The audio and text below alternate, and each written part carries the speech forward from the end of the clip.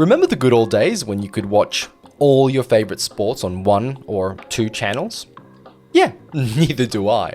Welcome to 2025, where watching sports has become an Olympic sport in itself, requiring agility to switch apps, endurance to tolerate endless subscriptions, and a gold medal wallet to pay for it all. Sports streaming in Australia and New Zealand has become a fragmented maze of services, each guarding its own exclusive rights like a precious treasure. Malprecious. Hey, Segment Pat here, with a Dirt Report, this time about the massive changes coming to your sports streaming experience. Sorry, I should rephrase. Already here. Make sure you like and subscribe. Let's get started by rolling the intro.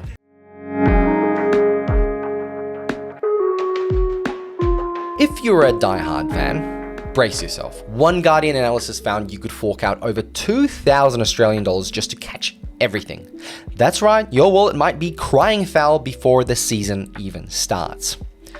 Let's set the playing field. In one corner, we have Foxtel, the old school heavyweight and its sprightly sidekick, Kayo Sports. They once promised to be Foxtel without the fat, presumably meaning you only pay for sports, not the 57 channels of infomercials. Kayo became the go-to for footy, cricket, motorsports, basically everything under the Aussie sun, but of course, not all the sun. Other players grabbed slices of the action. Stan Sport, a spin-off streamer of Stan, snapped up rugby union, like the Wallabies Test and Super Rugby, and even the UEFA Champions League soccer. Now, Optus Sport snagged the English Premier League, which is super popular, and Amazon Prime Video dipped its toes with international sports. From a 2-year deal to stream Swimming Australia events to now hosting beIN sports channels as a paid add-on. And Netflix? Well, Netflix is sitting on the bench. For now, perhaps busy making documentaries about the sports we can't afford to watch. Oh, but they have WWE wrestling, and that's coming to Australia, if you call that a sport. The result? Fragmentation. The buzzword every sports fan has learnt to curse. Each major streaming service has become the exclusive home of different sports, turning fans into collectors of subscriptions instead of AFL cards out of Weet-Bix boxes. Speaking of, do you love AFL? Better get Kayo or Foxtel, because starting this year, live AFL games on Saturdays are behind a paywall over there. As Foxtel's CEO gleefully put it, AFLs will run towards the light and subscribe when they realize free TV isn't airing their team. Yes, he really said that with a fairly straight face. The light in this case is a $25 per month subscription, and more on that in a moment. If you prefer rugby union, that's over on Stan Sport, which costs extra on top of a regular Stan subscription. Missing the English Premier League? You'll need Optus Sport for that, of course. How about the local A-League soccer? Surprise! That's on Paramount. I'm kind of surprised, actually. I would have thought Optus would have grabbed that. They, as in Paramount, grabbed those rights in a $200 million deal.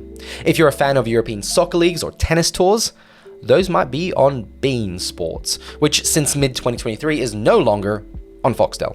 You'll have to head to, obviously, Amazon Prime Video and pay that extra $14.99 a month for the add-on. And if you want NBA, NFL, or US sports, you traditionally went to ESPN via Foxtel and Kayo. But now, even Disney Plus has entered the chat, adding ESPN's live sports lineup to all Disney Plus plans in Australia and New Zealand. Mickey Mouse is tossing football, folks, and he wants your money too. And for those following at home, if you're counting, that's at least 5 different services for a well-rounded sports diet. Gone are the days of one-stop shop. Now it's swapping apps and stacking bills. As one report put it, you end up paying an eye-watering $2,000 per year. So effectively recreating the same cost of an old cable bundle, but with a lot more hassle and no single TV guide. It's like each sport is a different streaming island, and to visit, all you need to do is take multiple ferries, hope you don't have other hobbies or bills to pay, especially in today's world. That's not realistic. Now let's talk about price, because it's not just about having many subscriptions, it's about how much each one squeezes from you. The streaming giants are consolidating and raising prices, and consumers are feeling the pinch. I mean, I've cancelled my Netflix account. It's just ridiculous. Kayo, which launched at $25 a month for its basic plan, was initially heralded as a cheaper, slimmed down alternative to Foxtel. And to be fair, Kayo has kept its base price at $25 since launch. But here's the catch. If you want the fancy stuff, say streaming on 2 devices simultaneously in glorious 4K resolution, that's the premium tier, which just jumped from $35 to $40 per month. $40 a month for just sports streaming? Kayo thinks it's so cheap for a family to be entertained. Actual quote from the Foxtel CEO, $25 a month is so cheap. Australians will run towards the light. Sure, mate. Australians will run straight to compare prices, or maybe the Pirate Bay if they can't afford your golden era of sports streaming or light streaming. Yes, he also called this a golden era of sports streaming. Presumably golden for their revenue streams, not so much for our bank accounts. Thinking of price hikes, Optus Sport pulled a classic move in 2022, jacking its monthly fee from $14.99 to $24.99, a whopping 67% increase overnight. Where from? That's the kind of numbers that makes you wonder if they signed Cristiano Ronaldo as their personal butler. They didn't. It was justified by expanding content, apparently. Over in Kiwi land, Sky Sports isn't winning any popularity contests either. Sky TV streaming service Sky Sports Now will cost $54.99 sheep per month. As of May, yes, about $55 just for sports stream. And Kiwi consumers get a $5 per month price increase, with Sky bluntly claiming it's needed to deliver an unrivaled sporting lineup. At that price, it's better be unrivaled. Maybe throw in a free rugby ball and a personal coaching session as well. I mean, why not, right? Even more general streamers have gotten pricier. Stan, home of Stan Sport, bumped up its prices over time, and then Stan Sport add-on is now around $10 extra. Disney Plus introduced a price rise recently, perhaps to celebrate adding those ESPN channels, and Amazon Prime quietly went up too. So in short, every service is nudging the cost, confident that true sport fans will grit their teeth and pay to avoid missing out on the big game. But for consumers, this fragmentation and pricing frenzy has been like a bad referee call. Frustrating and seemingly unfair. Want to watch all the major sports? You're looking at juggling multiple subscriptions like a circus performer. Many fans are now forced to make tough choices, either shell out more money for services or give up watching some sports altogether. Affordability and accessibility have taken a pretty significant hit. Let me know in the comments below if you've had to cancel some sports subscriptions. Once upon a time, a single Foxtel subscription or a Sky in NZ might have gotten you a smorgasbord of sports. Now you need Kayo for your footy, Stan for your rugby, Optus for your Premier League, and so on. The CEO of Sky News can relate. Sky lost tens of thousands of subscribers in recent years as viewers drifted to streaming. It's telling that Sky had to slash its own prices in 2018 to try and win people back, offering a cut down 25 basic package with add-ons after seeing 40,000 customers leave in 1.5 year, or in 6 months. Australia too have shown their willingness to walk away if it gets too much. In 2022, over 1.3 million streaming subscribers were cancelled across the country in 1 quarter. And a lot of those were generally entertainment, but it shows a trend. People will drop services when their wallet gets tight. And so sports isn't immune to this anyway. Fans on forums and Reddit haven't been shy either. Complaints about needing a dozen subscriptions to follow 2 sports are abundant, often with a Pirate Army Hardy's joke in the mix. One popular unmentioned option is finding unofficial streams for free, but not many people know how to sail the 7 seas, and it's not as easy as movies and TV shows. Yeah, those are actually easy comparably. Not that I endorse it, but when a legit fan feels priced out, the temptation is certainly there. Now, the loss of accessibility is more than justified. So casual fans, those who might only watch a match occasionally, are now less likely to stumble on a big game and enjoy the game that they might have enjoyed anyway if it was on free TV. They might have even seen some ads. If everything's behind various paywalls, you won't accidentally tune in on free-to-air TV and get hooked. My kids might not be able to watch the rugby or the AFL just in passing on a TV screen and suddenly go, hey, I want to play that. I think that's going to ruin a lot of future potential sports people. For example, the AFL's move put many Saturday games exclusively on pay TV, meaning fewer eyeballs casually catching the action. As one analyst noted, even people with just a passing interest in sports aren't immune to the pain. If they want that occasional game, they might still have to subscribe. It's all or nothing, which could shrink the overall sports audience over time, reducing the potential future revenue anyway. So It's as if the industry said, casual fans, pick a side, pay up or go home. Now, interestingly, the rush to stake out exclusive rights has also claimed some victims in the industry. Standalone sports streaming services, especially smaller or newcomer ones, have struggled to survive in this fragmented battleground. Case in point, Spark Sport in New Zealand. The telco Spark NZ launched Spark Sports in 2019, aiming to challenge Sky's monopoly. They grabbed rights like the 2019 Rugby World Cup and New Zealand cricket, hoping that subscribers would flock. How did that play out? Cue the sad violins. Spark Sports hit technical snags during the Rugby World Cup, and that is, well, it was the worst, I do remember that. The stream infamously crashed during one of the big matches, and it never recovered its reputation since then.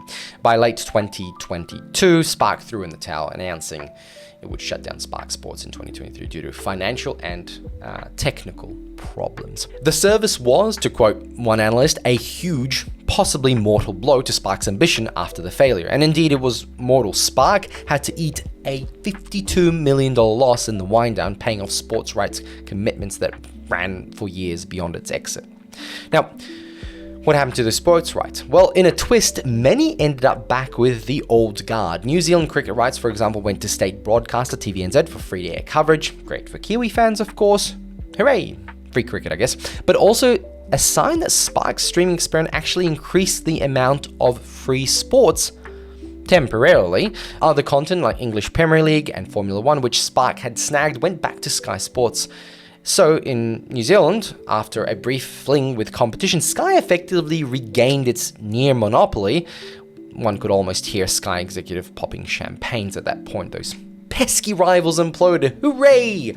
And they could go back to business and evidently raise prices again, as we saw. The whole saga underscores a reality. Exclusive sports rights are extremely expensive, so it's a big investment, and if you're not a giant with deep pockets, it's hard to sustain a standalone sports service that has to build up its subscriber base. Even in Australia, we've seen smaller players retreat. beIN Sports used to operate as an add-on channel for Foxtel and Kayo and a standalone app offering international soccer and tennis. But after losing key rights like the UEFA Champions League and Spanish La Liga, it just wasn't financially viable for Foxtel to carry on beIN. Now, Foxtel dropped it in 2023, effectively conceding the niche soccer battle. Amazon stepped in to give beIN a new home via Prime Video.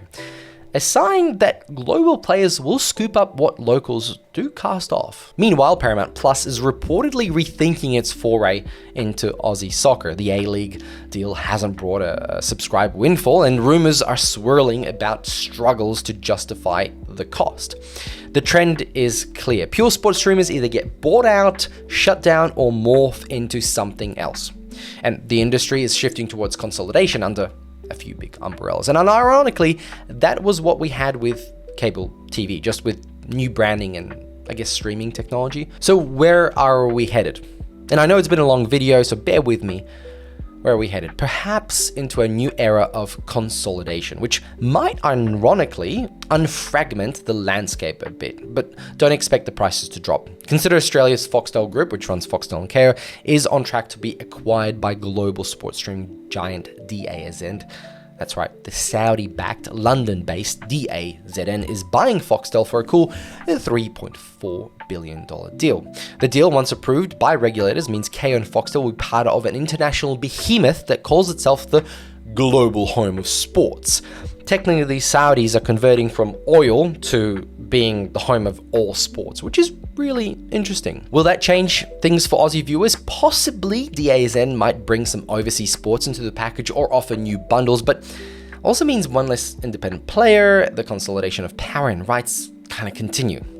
In Kiwi land, Sky remains king after eating the competition for breakfast, and across both countries, big tech-backed services like Amazon and Disney are muscling in, which could lead to future bidding wars for rights. Now imagine Netflix deciding to splurge on, let's say, Aussie cricket or the Olympics. Not impossible given their increasing appetite for sporting properties. For the all consumer, it's a mixed bag. On one hand, maybe in a few years, we won't need 8 different subscriptions. Perhaps just 3 or 4. Some will merge or get bought out. On the other hand, those 3 might charge a premium price since they know they've got what you want by the balls. polls. That's relevant for sports, right? The golden era of choice that streaming was supposed to bring has revealed its dark side. It can price people out and fracture those audiences. Sports was once a great unifier. On a Saturday night, Saturday morning, Saturday midday, everyone tuned into the same channel to watch the big game. Now we have splintered audiences where only the subscribers of service X can see match Y live. The head of Foxtel may call it a golden era and a great opportunity for growth, but from the fans' perspective, it feels more like an era of gold-plated paywalls. In a sarcastic twist, maybe this fragmentation is actually improving our fitness. After all, we're getting plenty of exercise jumping between apps and digging for our credit cards, and the mental gymnastics to remember which service has which game must count for something, right? Passwords. Let's not talk about passwords. If nothing else, it's teaching a generation of sports lovers some tough budgeting lessons, and maybe a bit of creative resourcefulness.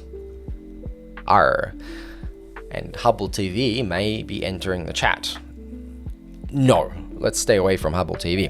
Until the day someone invents a magical one sports stream to rule them all, one app to bind them, of course, we're stuck in this fragmented game. So strap in, keep the Aussie battler spirit handy, and perhaps consider taking up a less expensive hobby. I can't believe I'm saying that about watching sports. Maybe actually playing sports outside. Technically, a point of view VR-free streaming in real life.